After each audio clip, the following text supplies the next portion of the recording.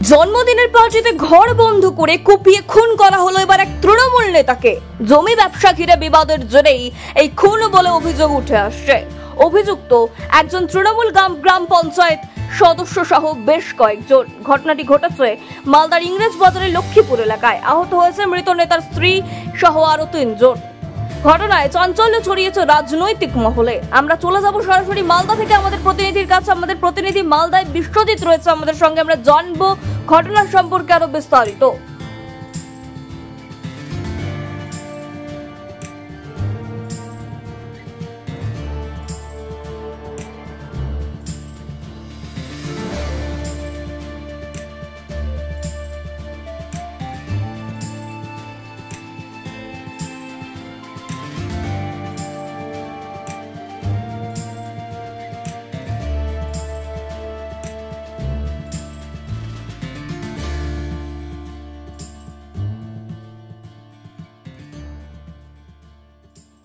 বিশ্বজিৎ, আমরা যেভাবে নৃশংস এক ঘটনার সাক্ষী রইলাম, যে জন্মদিনের পার্টিতে কুপিয়ে খুনের অভিযোগ উঠে আসছে, প্রথমেই জানতে চাইবো তোমার কাছে যে এই মর্মান্তিক ঘটনাটি কিভাবে ঘটলো।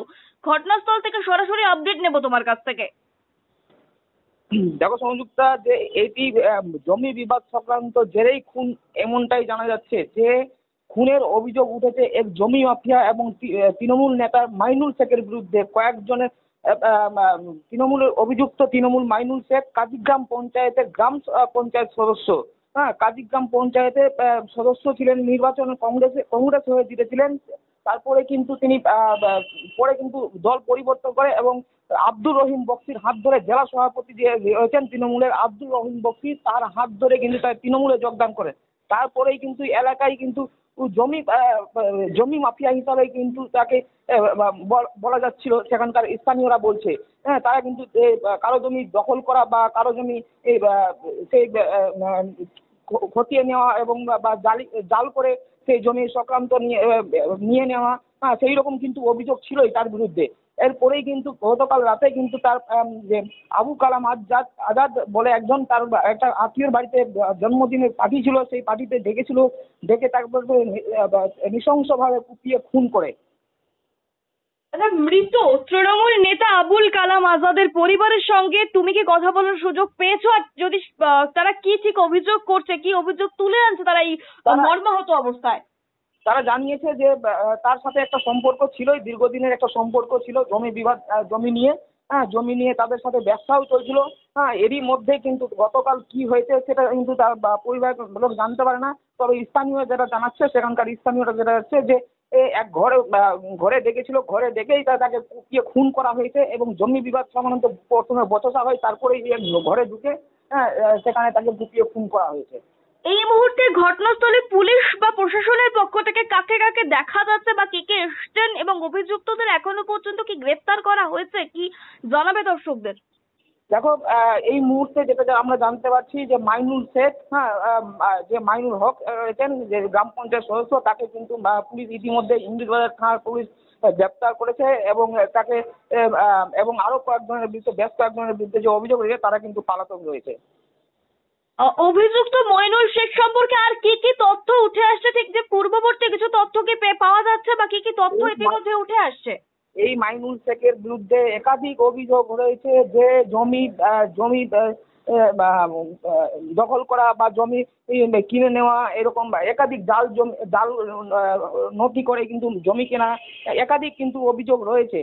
তবে এই মুহূর্তে কিন্তু যে এর আগেও কিন্তু যে নির্বাচনের সময় তিনি কিন্তু সেই এলাকাতে রাজ করছিল, সেই তৃণমূলের নাম করে কিন্তু বিভিন্ন জায়গায় কিন্তু তোলাবাজি করা, বিভিন্নভাবে কিন্তু তার বিরুদ্ধে কিন্তু একটা অভিযোগ রয়েছে। তিনি একজন তৃণমূল নেতৃত্ব, তিনি তৃণমূলের একজন সক্রিয় কর্মী। তো সেক্ষেত্রে দাঁড়িয়ে স্থানীয় তৃণমূল নেতৃত্বের কি প্রতিক্রিয়া কিংবা দলের পক্ষ থেকে কোনো রকম বিবৃতি কি পাওয়া যাচ্ছে এখনো পর্যন্ত, যদি জানাও আমাদের? আমরা জেলা সভাপতি প্রতিক্রিয়া পেয়েছি। জেলা পরিষদে জানিয়েছে, যে সভাপতি রয়েছেন তিনি জানিয়েছেন আব্দুর রহিম বক্সি, যে এই ঘটনা সংক্রান্ত যে ঘটনা ঘটেছে সে একেবারে নিন্দনীয়। এইভাবে যে কুপিয়ে খুন করা হয়েছে তাদের কিন্তু দলীয় পক্ষ থেকে জানা যাচ্ছে না। তবে বিজেপি পক্ষ থেকে অমরান বাহাদুরি জানান যে তাদের অনুগামীরাই, তারা নিজেরাই গন্ডগোল করে এইভাবে এই খুন হচ্ছে। আচ্ছা, এক্ষেত্রে দাঁড়িয়ে এই ঘটনায় জমি ব্যবসার বিষয়টি যে উঠে আসছে বারংবার, যে স্থানীয়দের মতে আদৌ কি এটি শুধু ব্যক্তিগত বিবাদ নাকি এর পেছনে রয়েছে আরো অন্য কোনো কারণ, বা যেটা বলা যেতে পারে দলগত একটা গোষ্ঠী দ্বন্দ্ব, কি উঠে আসছে, কি মনে হচ্ছে? দেখো, দুইজনেই কিন্তু তৃণমূল কর্মী হিসাবে কিন্তু পরিচিত ছিলেন এবং ও গ্রাম পঞ্চায়েত সদস্য মাইনুল হক। হ্যাঁ, তো আর এই আবু কালাম আজাদ এও কিন্তু তৃণমূলের একটা কর্মী ছিলেন। হ্যাঁ, তার কিন্তু দলীয়ভাবে কোনো এই খুনের কারণ কিছু আসছে না, তবে জমি বিবাদের জেরেই খুন এইরকমই মনে করছে স্থানীয়রা। শেষ প্রশ্ন বিশ্বজিৎ, তোমার কাছে যেটাই যাবো, যে এই ঘটনা ঘিরে এলাকায় উত্তেজনা ছড়িয়েছে এখনো পর্যন্ত যেমনটা খবর উঠে আসছে, আর এই উত্তেজনাকর পরিস্থিতিতে ঠিক আইন শৃঙ্খলা কতটা ঘটনাস্থলে?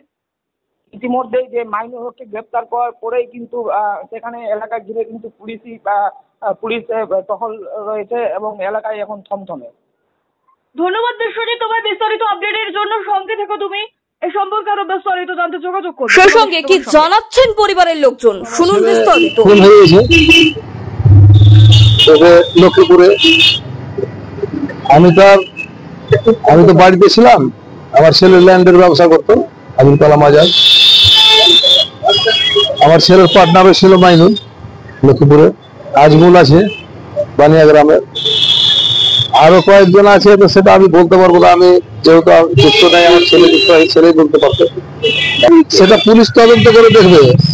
বাড়ির লোক বলেছে, যে বাড়িতে ঘটনা সেই বাড়ির লোক বলেছে মাইনুল এবং মাইনুলের ছেলে নেতৃত্ব দিয়ে ধরাই মার্ডার করেছে।